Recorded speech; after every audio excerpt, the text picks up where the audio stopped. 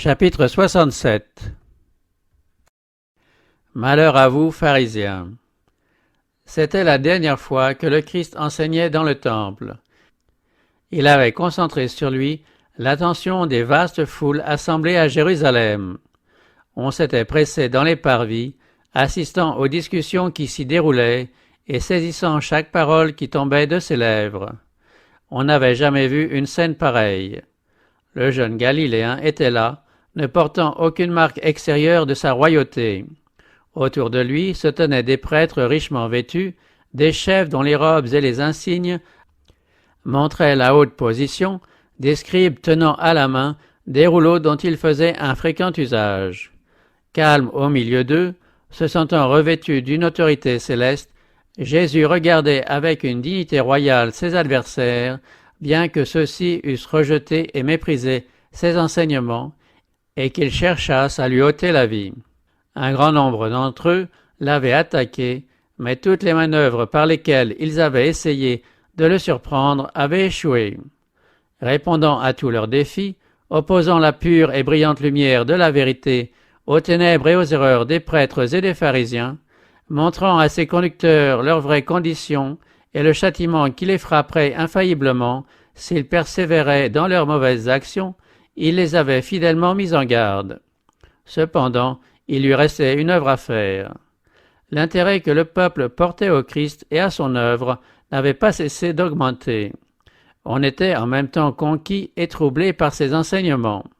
On respectait les prêtres et les rabbins à cause de leur intelligence et de leur piété apparente.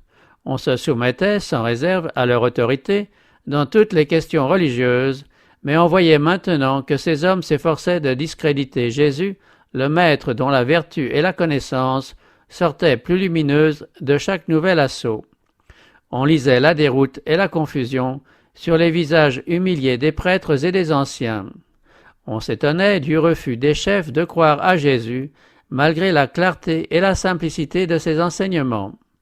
On ne savait plus que faire et on surveillait avec anxiété les mouvements de ceux que l'on considérait habituellement comme des modèles.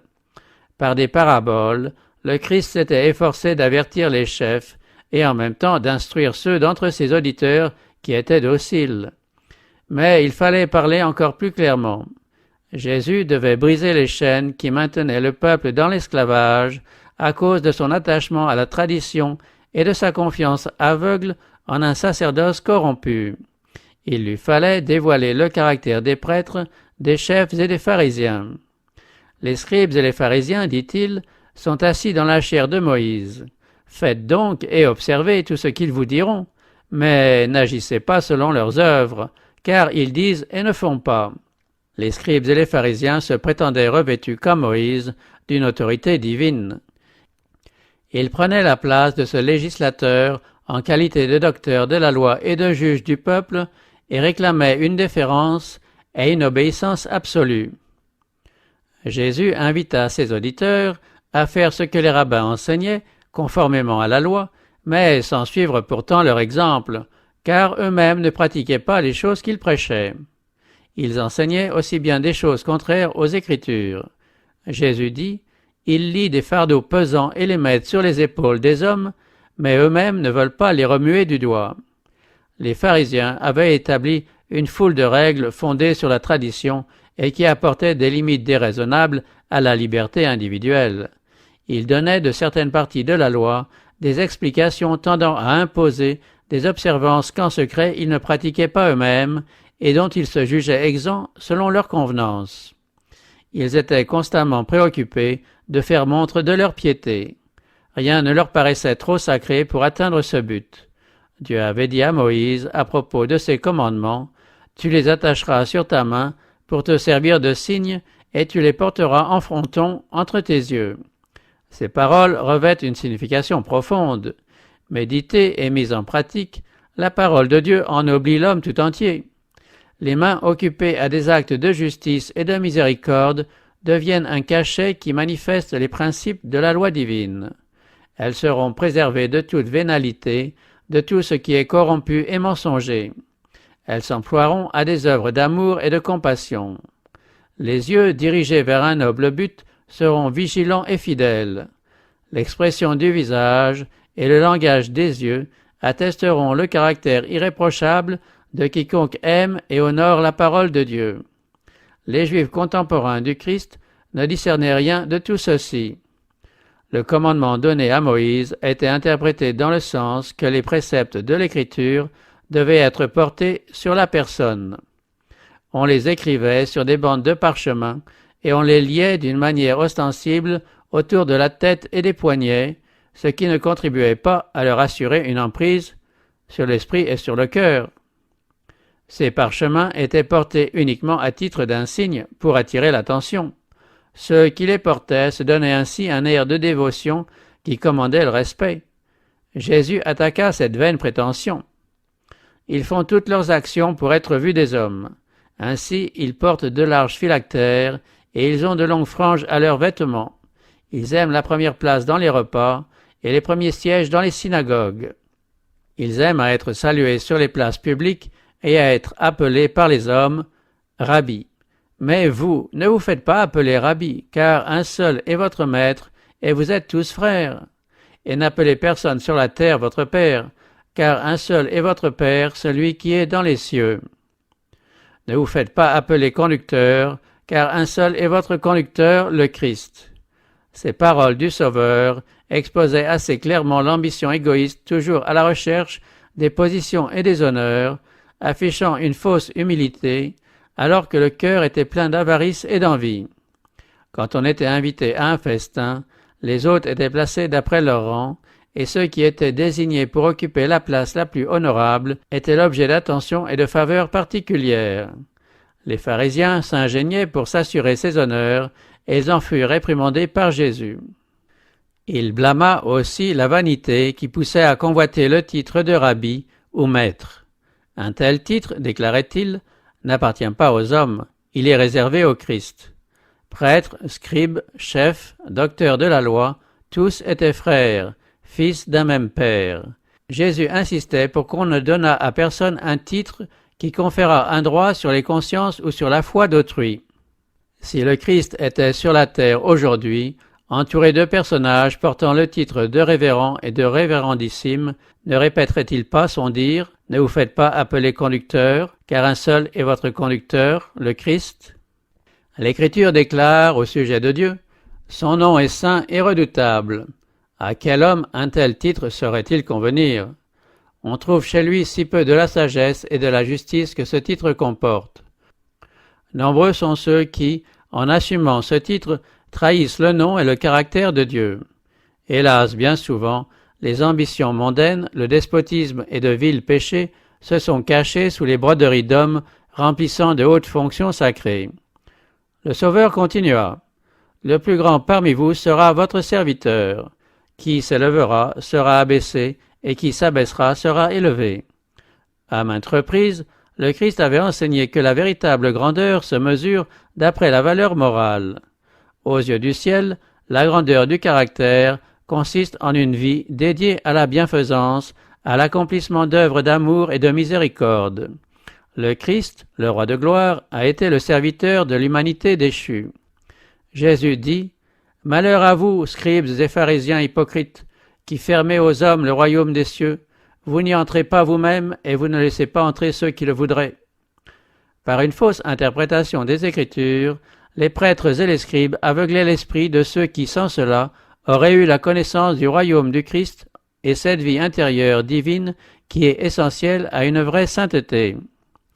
Malheur à vous, scribes et pharisiens hypocrites, parce que vous dévorez les maisons des veuves et faites pour l'apparence de longues prières. À cause de cela, vous subirez une condamnation particulièrement sévère. Les pharisiens mettaient au service de leurs propres intérêts la grande influence qu'ils exerçaient sur le peuple.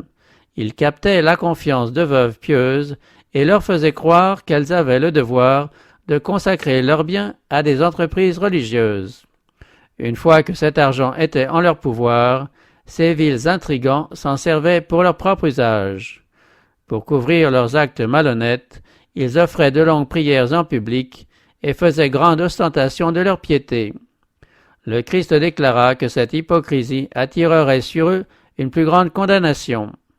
Le même reproche pourrait être adressé aujourd'hui à beaucoup de ceux qui font étalage de leur piété. Leurs vies sont souillées par l'égoïsme et l'avarice, mais ils dissimulent tout cela sous un vêtement de pureté apparente et réussissent ainsi à tromper momentanément leurs semblables. Mais Dieu ne se laisse pas tromper. Il connaît les pensées du cœur et il jugera chaque homme selon ses œuvres. Tout en condamnant leurs abus sans se désemparer, le Christ veillait à ne point amoindrir les obligations de ses auditeurs. Il condamnait l'égoïsme qui extorquait des dons aux veuves pour en faire un mauvais usage, mais en même temps il faisait l'éloge de la veuve qui apportait son offrande dans le trésor de Dieu. Même si l'homme abuse du don, le donateur n'est pas privé de la bénédiction divine. Jésus se tenait dans les parvis, à l'endroit où étaient les troncs destinés à recevoir les offrandes, et il surveillait ceux qui apportaient leurs offrandes. Bien des riches présentaient avec beaucoup d'ostentation de fortes sommes, et Jésus les regardait tristement, sans commenter d'aucune façon leurs actes de libéralité.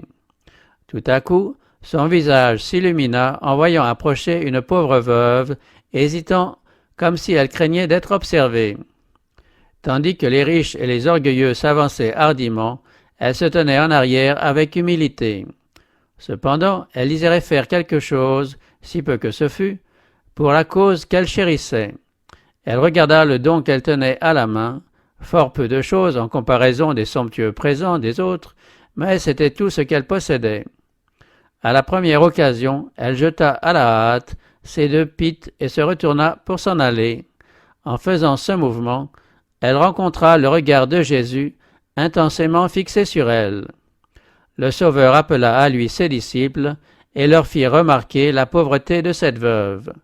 Celle-ci entendit la parole d'éloge. « Je vous le dis en vérité, cette pauvre veuve a mis plus que tous les autres. » Ses yeux se remplirent de larmes de joie quand elle vit son acte compris et apprécié.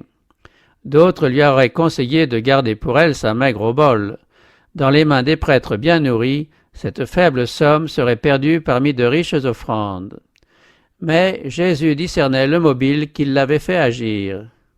Elle croyait le service du temple établi par Dieu lui-même, et elle voulait faire tout ce qui dépendait d'elle pour y participer. Elle fit ce qu'elle put.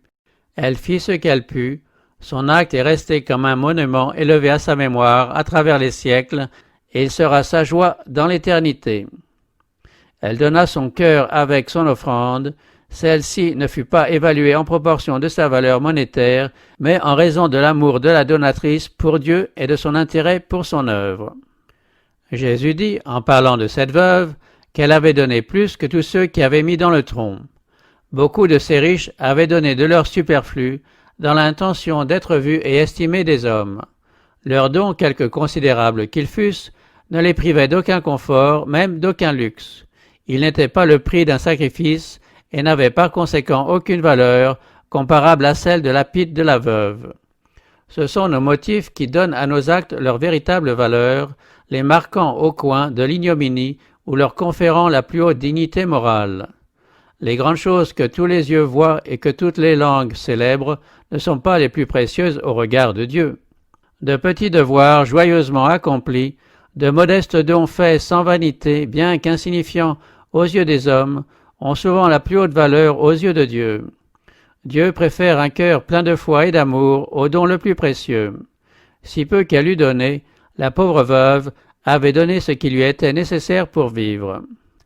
Elle s'était privée de nourriture pour donner avec foi ses 2 pites, assurée que son Père céleste ne la délaisserait pas dans son grand besoin. C'est cet esprit désintéressé et cette foi enfantine qui lui valurent l'éloge du Sauveur. Il y a bien des pauvres qui désirent manifester à Dieu leur gratitude pour sa grâce et pour sa vérité, et contribuer à l'entretien de son service avec leurs frères plus favorisés. On ne devrait pas décourager de telles personnes. Qu'on leur permette de placer leur pite dans la banque du ciel. Ces sommes, si elles proviennent d'un cœur rempli de l'amour divin, deviennent, même si elles sont modiques, des dons consacrés, des offrandes du plus grand prix, qui attire le sourire et la bénédiction de Dieu. Les paroles de Jésus concernant la veuve s'appliquaient non seulement au mobile, mais aussi au résultat de l'offrande. Les 2 petites pièces faisant 1/4 de sou ont amené beaucoup plus d'argent dans le trésor de Dieu que les contributions de ces riches juifs. L'influence de ce petit don peut être comparée à un cours d'eau, faible à son point de départ et qui va en s'élargissant et en s'approfondissant à mesure qu'il s'écoule à travers les âges. Il a contribué de 1000 manières à soulager les pauvres et à propager l'Évangile. L'exemple de ce sacrifice a agi et réagi sur des milliers de cœurs dans tous les pays et dans tous les siècles. Il a influencé des riches et des pauvres dont les offrandes sont venues gonfler la valeur de ce don. Grâce à la bénédiction divine, la pîte de la veuve a produit les plus grands résultats. Il en est de même de tout don offert et de tout acte accompli avec le désir sincère de contribuer à la gloire de Dieu. Cela rentre dans les desseins de la Toute-Puissance. Il en résulte un bien qu'aucun homme ne saurait apprécier. Le Sauveur continua à dénoncer les scribes et les pharisiens. « Malheur à vous, conducteurs aveugles, qui dites « Si quelqu'un jure par le temple, cela ne compte pas, mais si quelqu'un jure par l'or du temple, il est engagé. » Insensé et aveugle, lequel est le plus grand, l'or ou le temple qui sanctifie l'or? Si quelqu'un, dites-vous encore, jure par l'autel, cela ne compte pas, mais si quelqu'un jure par l'offrande qui est sur l'autel, il est engagé. Aveugle, lequel est le plus grand, l'offrande ou l'autel qui sanctifie l'offrande? Les prêtres interprétaient les exigences de Dieu d'après leurs règles fausses et étroites. Ils croyaient pouvoir établir d'habiles distinctions entre des péchés de diverses gravités, passant légèrement sur certains et jugeant impardonnables d'autres qui en réalité étaient moins coupables. Une personne ayant fait un vœu pouvait se dispenser de l'accomplir moyennant de l'argent. Des crimes pouvaient être compensés par de fortes sommes. Dans d'autres cas, les prêtres et les chefs prononçaient des jugements sévères pour des fautes insignifiantes. Malheur à vous, scribes et pharisiens hypocrites, parce que vous payez la dîme de l'amande, de l'ânette et du cumin, et que vous laissez de côté ce qu'il y a de plus important dans la loi, le droit, la miséricorde et la fidélité. C'est là ce qu'il fallait pratiquer, sans laisser de côté le reste. Le but de ces paroles du Christ n'est pas de condamner un devoir sacré, mais d'en combattre l'abus. Le principe de la dîme a été établi par Dieu et était observé depuis les temps les plus reculés. Abraham, le père des croyants, paya la dîme de tout ce qu'il possédait. Les chefs de la nation juive avaient raison de reconnaître le devoir de payer la dîme, mais ils auraient dû laisser au peuple le soin de se conformer à leurs convictions dans l'accomplissement de ce devoir. Au lieu de cela, des règles arbitraires furent établies, prévoyant tous les cas possibles. Les exigences étaient devenues telles qu'on ne pouvait plus y suffire. Personne ne pouvait savoir s'il avait fait face à toutes ces obligations. Le principe juste et raisonnable, donné par Dieu, devint par les exigences des prêtres et des rabbins un fardeau insupportable. Tout ce que Dieu commande a de l'importance. Le Christ a reconnu le devoir de payer la dîme. Cependant, il a montré que cela ne devait pas dispenser de l'accomplissement d'autres devoirs. Les pharisiens se montraient scrupuleux dans le paiement de la dîme des herbes de leur jardin, telles que la menthe, l'ânette et le cumin. Ils se faisaient ainsi, à bon compte, une réputation de fidélité et de sainteté, et en même temps leurs restrictions inutiles opprimaient le peuple et lui enlevaient tout respect pour le principe sacré fondé par Dieu lui-même. Les esprits, occupés par des distinctions insignifiantes, se trouvaient distraits des vérités essentielles. On négligeait les choses les plus importantes de la loi, la justice, la miséricorde et la fidélité. C'est là ce qu'il fallait pratiquer, sans laisser de côté le reste. D'autres lois avaient été dénaturées de la même façon par les rabbins. Moïse avait interdit de manger de tout animal impur. La chair de porc, comme celle de quelques autres animaux, avait été prohibée parce que l'usage de ces viandes tend à remplir le sang d'impureté et a pour effet d'abréger la vie. Les pharisiens avaient dépassé les bornes du bon sens. Toute l'eau employée devait être filtrée avec soin, de peur qu'elle ne contînt le plus petit insecte pouvant être classé parmi les animaux impurs. Ces exigences puériles contrastaient tellement avec la grandeur de leurs péchés que Jésus dit aux pharisiens : conducteurs aveugles qui retenaient au filtre le moucheron et avalaient le chameau. Malheur à vous, scribes et pharisiens hypocrites, parce que vous ressemblez à des sépulcres blanchis qui, au dehors, ont belle apparence, mais qui, au dedans, sont pleins d'ossements de mort et de toute espèce d'impureté. Tout comme les tombeaux, blanchis à la chaux et magnifiquement ornés, cachaient des restes en putréfaction, de même une sainteté extérieure dissimulait l'iniquité chez les prêtres et les principaux. Jésus poursuivit.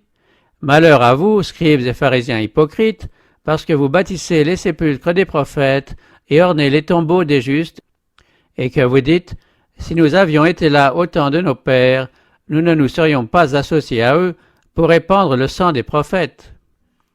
Vous témoignez ainsi contre vous-même que vous êtes les fils de ceux qui ont tué les prophètes. Pour montrer leur vénération à l'égard des anciens prophètes, les Juifs mettaient le plus grand zèle à embellir leurs tombeaux. Mais ils ne tiraient aucun profit de leurs enseignements et n'écoutaient pas leurs réprimandes. À l'époque du Christ, les lieux de repos des morts étaient l'objet d'un culte superstitieux et l'on dépensait de fortes sommes d'argent pour les orner. Aux yeux de Dieu, ceci était une idolâtrie. En accordant aux morts des honneurs exagérés, les hommes montraient qu'ils n'aimaient pas Dieu par-dessus tout et leur prochain comme eux-mêmes. La même idolâtrie se donne libre cours aujourd'hui. Beaucoup négligent les veuves et les orphelins, les malades et les pauvres, alors qu'ils construisent des monuments dispendieux pour les morts. On emploie à cet effet beaucoup de temps, d'argent et d'efforts, et l'on néglige envers les vivants des devoirs que le Christ a clairement ordonnés. Les pharisiens bâtissaient des tombeaux aux prophètes, ornaient leurs sépulcres et se disaient les uns aux autres, « Si nous avions vécu du temps de nos pères, nous ne nous serions pas joints à eux pour répandre le sang des serviteurs de Dieu. » Et pendant qu'il parlait ainsi, il projetait d'enlever la vie à son Fils. Ceci devrait nous servir de leçon et nous ouvrir les yeux sur l'habileté avec laquelle Satan a réussi à tromper ceux qui se détournent de la lumière de la vérité. Ils sont nombreux ceux qui suivent les traces des pharisiens, révèrent ceux qui sont morts pour la foi et s'étonnent en constatant l'aveuglement des Juifs qui ont rejeté le Christ. S'ils avaient vécu à ce temps-là, assure-t-il, ils auraient reçu avec joie ses enseignements et n'auraient pas participé au meurtre du Sauveur. Mais ces mêmes personnes étouffent leurs convictions et refusent d'obéir lorsque l'obéissance à Dieu entraîne des renoncements et l'humiliation. En agissant ainsi, elles font preuve de l'esprit qui animait ces pharisiens contre lesquels le Christ s'élevait avec tant d'énergie. Les Juifs étaient loin de comprendre l'immense responsabilité qu'ils assumaient en repoussant le Christ. Depuis le moment où le premier sang innocent a été répandu, où le juste Abel est tombé sous les coups de Caïn, la même histoire n'a cessé de se répéter avec une culpabilité croissante. Chaque génération a eu ses prophètes dont la voix s'est élevée contre les péchés des rois, des magistrats et du peuple, communiquant les messages de Dieu et se conformant à sa volonté au péril de leur vie. De siècle en siècle, un châtiment effroyable est allé en s'accumulant sur ceux qui refusent la lumière et la vérité. Les ennemis du Christ attiraient maintenant ce châtiment sur leur propre tête. Le péché des prêtres et des principaux surpassait celui de toutes les générations précédentes. En rejetant le Sauveur, ils se rendaient responsables du sang de tous les justes égorgés depuis Abel jusqu'au Christ. Ils allaient faire déborder la coupe de leurs iniquités, et celle-ci retomberait sur leur tête sous la forme d'une justice rétributive.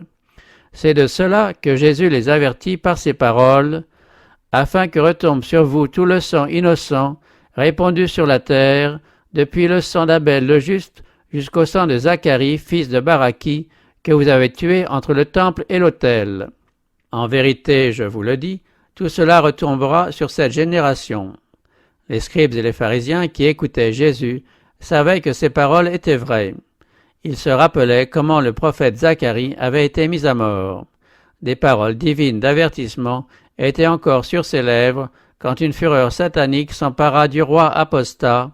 Sur son ordre, le prophète fut mis à mort.